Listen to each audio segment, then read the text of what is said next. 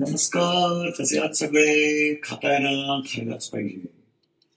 बिंग मराठीमध्ये आज एक मस्त झटपट आणि एकदम अशी क्रीमी आणि फार हेवी अशी रेसिपी बनवली आहे. या रेसिपीचं नाव मी ठेवलेलं आहे क्रीमी पनीर मेथी. आणि रेसिपी फार सोपी आहे. कशी बनवलेली आहे व्हिडिओ तुम्ही बघाल. साहित्य सुद्धा सर्व लिहिलेलं आहे. डिस्क्रिप्शन बॉक्समध्ये वेगळं द्यायची तशी गरज नसते, तरी पण देतोय. बघा तुम्ही.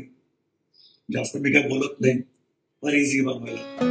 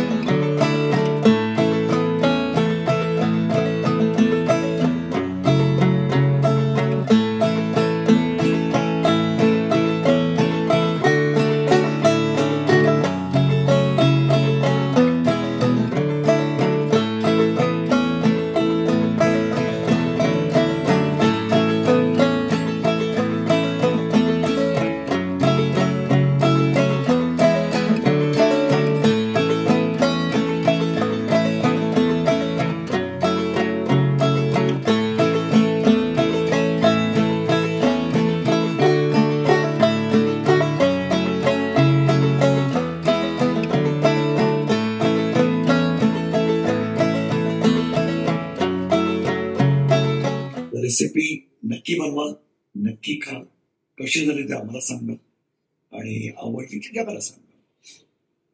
त्याचबरोबर सबस्क्राईब करायला विसरू नका. लाईक आणि शेअर प्लीज करा.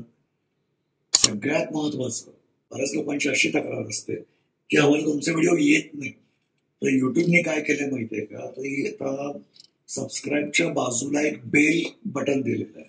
त्या बेलमध्ये 3 ऑप्शन्स दिले. आधी फक्त बेल बटन होतं, ते दाबलं की तुम्हाला नोटिफिकेशन यायचं. पण आता असं नाहीये. आता त्यामध्ये ऑल, पर्सनलाइज असं 2-3 ऑप्शन्स दिलेले असतात. तर त्यामध्ये ऑल दाबा, तरच तुम्हाला बिंग मराठीचे व्हिडिओ जे अपलोड होतात त्याचे इमिजिएटली नोटिफिकेशन तुम्हाला येतील. तर बेल आयकन दाबायला विसरू नका आणि एन्जॉय द व्हिडिओज.